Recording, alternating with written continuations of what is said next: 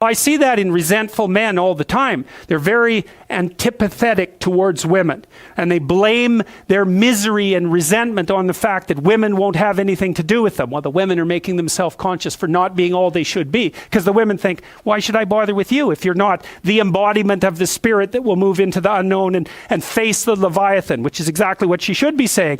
And you're thinking, well, I don't want to have anything to do with that, but I'd like women to like me anyways. It's like, well, good luck with that. So that doesn't work out, right? And that's exactly what happens when God finds out that Adam and Eve have become self-conscious. One of the first things he says is, jig's up now, man. You're going to be working forever, toiling forever. It's your destiny. There's no escaping from it. Well, human beings work. What does that mean? They sacrifice the present for the future. And that's partly, as soon as this happens, like the next story, which is Cain and Abel, you see the motif of sacrifice emerge, right? That story circulates around the motif of sacrifice. Sacrifice the present for the future. Well, what's the price you pay? You don't get the present. That's a big price, right? Because what you do is, what you're doing essentially is you're taking all the potential suffering of the future and putting it into the present all the time. Well, so what happens? Well, maybe you live longer and you live healthier, but you're not without the burden that puts on you. There's very little difference between self-consciousness and shame. In fact, if you do psychometric analysis of the state of self-consciousness, it loads with neuroticism.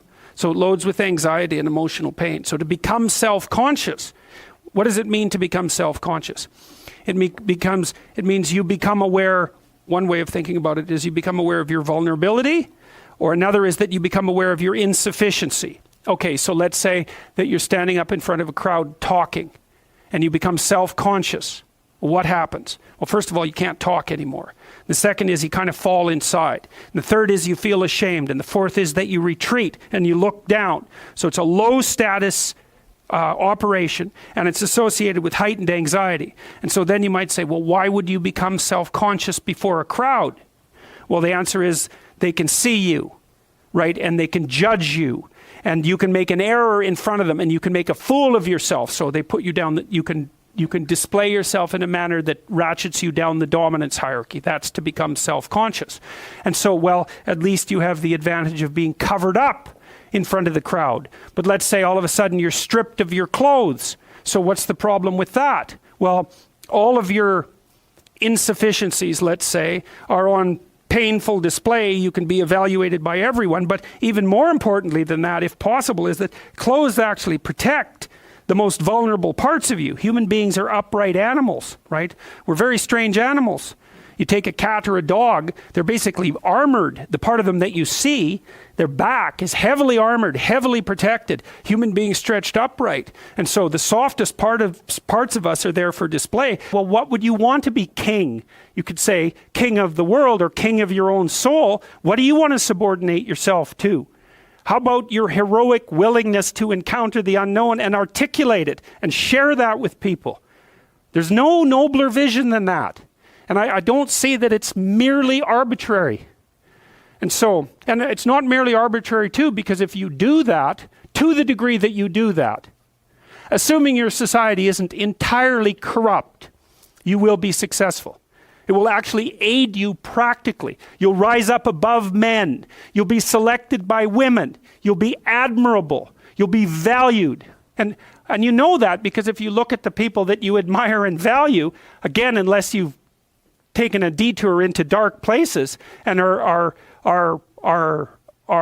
possessed with admiration for people who are working for malevolent purposes and for destruction, you just have to watch the people that you admire and try to figure out what's common across them and draw your own conclusions. And you can ask yourself too, when you're torturing yourself with your conscience because you're not doing what you should be and you know it, what is it that you're torturing yourself in relationship to? You have a vision of your own ideal, and you torment yourself if you're not matching it. What's the ideal? Well, you don't know, right? It's kind of incoherent and poorly articulated, but that doesn't mean it isn't trying to manifest itself and make itself known to you. Who's more self-conscious, women or men? And the answer to that is Women are more self-conscious than men. And even further, you might say that women taught men to be self-conscious. And I believe that to be the case. Maybe babies taught women to be self-conscious, but women taught men to be self-conscious, and they still teach them that all the time.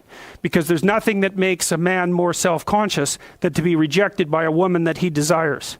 So the woman is always offering self-consciousness to men, and it isn't necessarily a gift that they exactly appreciate. And that motif, of course, runs through the Adam and Eve story centrally, because Eve is damned forever in some sense for making Adam self-conscious. Well, he didn't want to be self-conscious. Things were pretty good when his eyes were closed and he was wandering around not worrying about whether he was naked or not.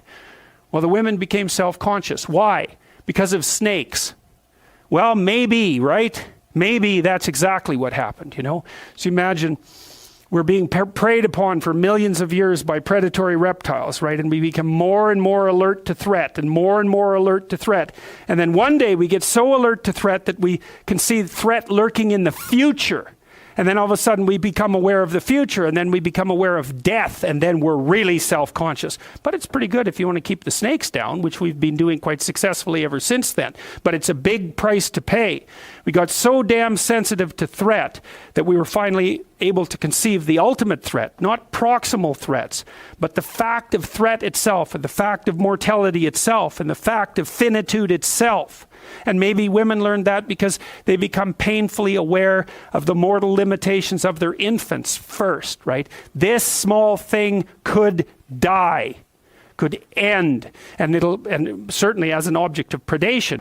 And the problem again for men with being allied with women and infants is that it also heightens their self-consciousness, because you're a lot tougher and more indomitable, say, if there's just you. But as soon as you have a wife, say, and then you also have an infant, well, all the burden of their self-consciousness and their vulnerability is placed upon you. Well, it's a hell of a bargain. Well, why did men accept the bargain? Well, it's partly because women stood in front of them offering them fruit, right? Well, part of the price that the men paid for that was to wake the hell up. Well, who the hell wants that? It's a lot more calming to remain asleep with no knowledge of the sort of burden of mortality that you would bear if you became self-conscious.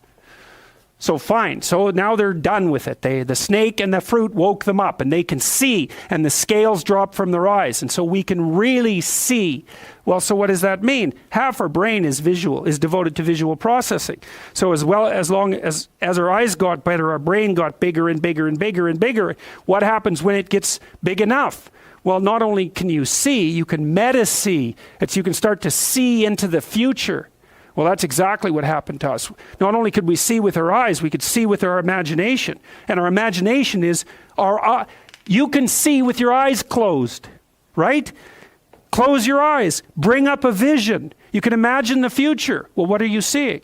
You're seeing a potential future with your eyes closed. The circuitry's there. Once it's developed, you can use it to imagine. You can project your vision into places that don't even exist, and you can start to conceptualize the future. What happens when you conceptualize the future? Well, I'm spoiling the punchline. You have to work, because you can see the future coming. You think, oh, the future's coming. It isn't just the present anymore. I don't have to just worry about whether or not I'm hungry right now. I'm going to have to worry about whether I'm hungry tomorrow and next week and next month and next year, and for me and for my wife and for my child and for the community. It's like you can forget about your day-to-day existence in paradise at that point. There's no evidence that people in industrialized societies are happier than people in non-industrialized societies. In fact, quite the contrary. We're less happy. Why? Well, because we fully and constantly bear the burden of the future. Well, that's good, because we don't die and we live maybe 30 years longer and we have fewer horrible diseases and all of that, but that doesn't mean it's any picnic. You have to carry that along with you wherever you go. That's the burden of self-consciousness. Every social animal, and even many animals who aren't social, are embedded in a dominance hierarchy. The dominance hierarchy has a structure, or we couldn't call it a dominance hierarchy. Dominance hierarchy A, B, C, D, E, thousands of them across thousands of years. You extract out from all of them what's central to all of them. That's the pyramid of value. What question do you need answered about the pyramid of value? What's at the top?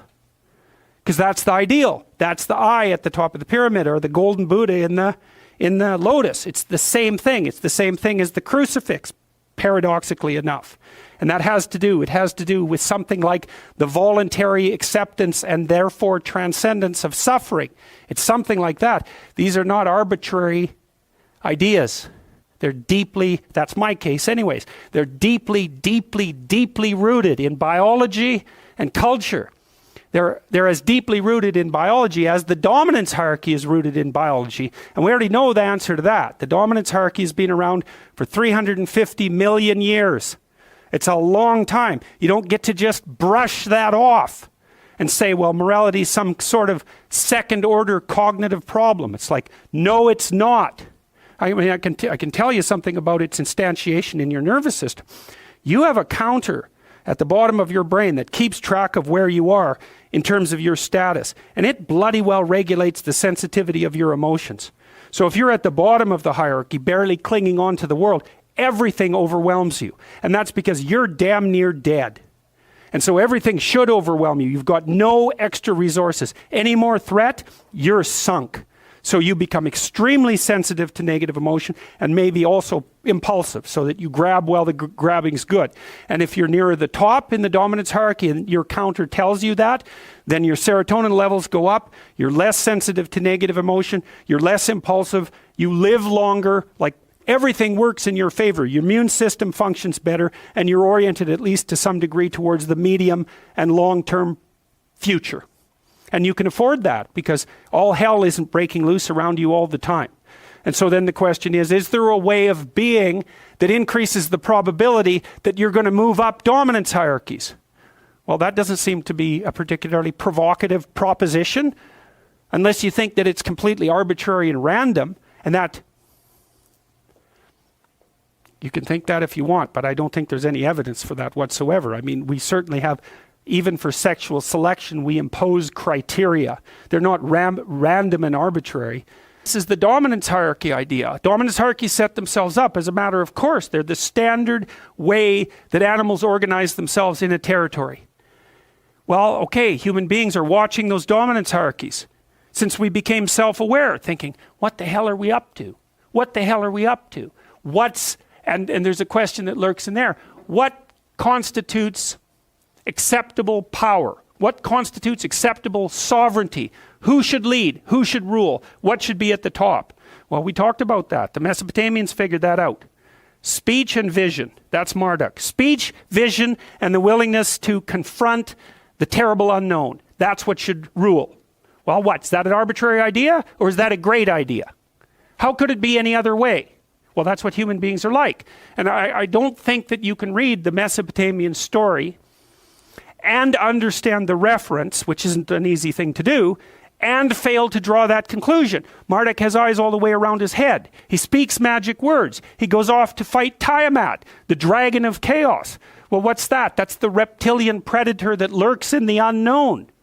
Well, is any of that, is there anything about any of that that stands in opposition to what you would presume if you were just analyzing our situation from a purely biological perspective? We're prey animals, we're predators. We've been threatened by reptiles forever. Why wouldn't we use the predator that lurks in the dark forest or the water as a representative of the unknown? Why wouldn't we harness that circuitry? We already have it at hand. And even more to the point, how could we do anything else? It makes perfect sense. Well, so then you might say,